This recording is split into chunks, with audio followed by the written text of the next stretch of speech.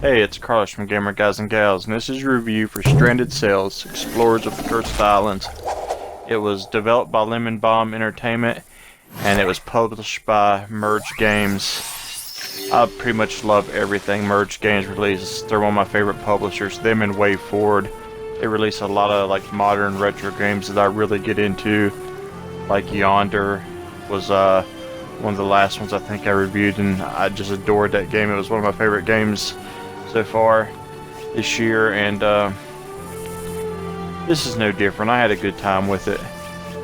There's a couple issues that I'll cover later, but overall it's a fun game. You start out as the captain's son on a ship, and you're just doing like little small tasks like dropping the sails and talking to the crew, getting to know them, when suddenly this parrot arrives on the top, and when you go to talk to it, a bad storm comes. And when the storm comes, you find yourself crashed on an island, and you wake up there, and you have to find your dad and the rest of the crew. There's like maybe 5 or 6, I'm not sure total, different islands that you have to travel to. You travel back and forth to them with the boat. But here is your when you find your dad, and he gives you a map of I'll show you all the islands here. But you have to travel to them, and it uses a lot of energy to go back and forth between the islands.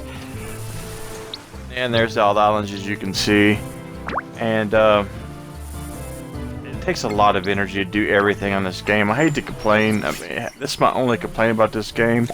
Well, hold on, let me go ahead and talk about the gardening. You start out with just a few seeds, but you'll find a bunch more on the different islands, and you can plant them, and you have to go back and forth between this thing to water them. So you have to plant them, harvest them. Some plants regrow automatically, some you have to dig up for the seeds and replant. Everything that you do takes energy, and to regain energy you either have to take a nap or you have to come up with recipes. Like right here I discovered a recipe, and the way you discover recipes by mixing the vegetables together, and whenever you do you'll come up with recipes. Here's where I'm crafting like a place for to build materials. Your materials, you'll have to get an axe to cut down trees, and that'll give you wood, and you'll find rope and other things, and you have to build things to help you survive. Plus you have to build everyone their cabins. Right here I'm cutting down trees. Let's get back to the food. It takes a lot of energy to do these things. You can see that little bar at the top. Everything you do, it drops, and so don't even bother running because it just kills it. So you have to combine the different types of foods to make foods that you can take with you on journeys to eat, because you can't just eat like plain vegetables. That would have been cool if you could do that, but you have to eat recipes. So that's kind of a hassle. That's the only really issue I had with this game. But you find all here's one of the other islands. You find all these different islands. They're all different and unique, and you find new items on them, and you find people that are missing, and then when they come back to that camp, and you have to build them a house. But it's just really a pain. You can see my energy bar drop. It's hard to do anything, and you have to return to camp, and then you have to row your boat all the way back to these places. You can also catch different types of fish that you can use in the recipe. They give you meals that give you a whole lot more energy than the other ones.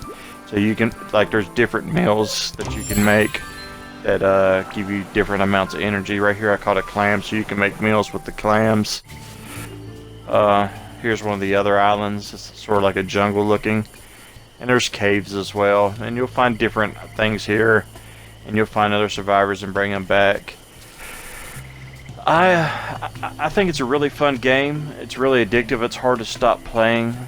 But I jokingly, with people I talk to, I called it a napping simulator or a grandma simulator, because anything you do zaps your energy. Like, let's say you go work on the garden for 5 minutes, gotta go take a nap.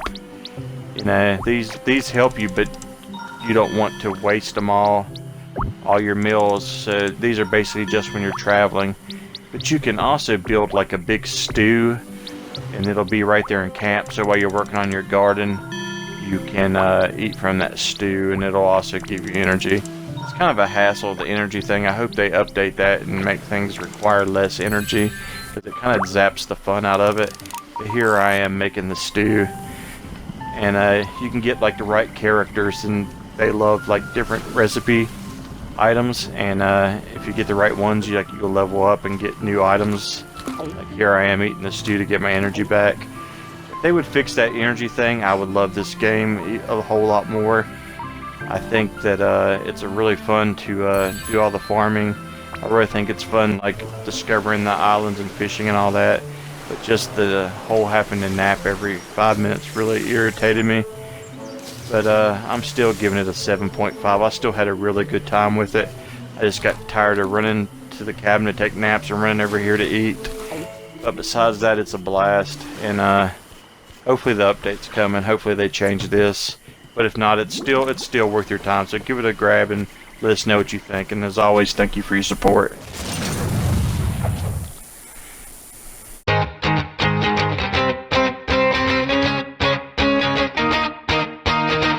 This is the strangest story I have ever heard. Take a seat, grab a drink, and listen to my words.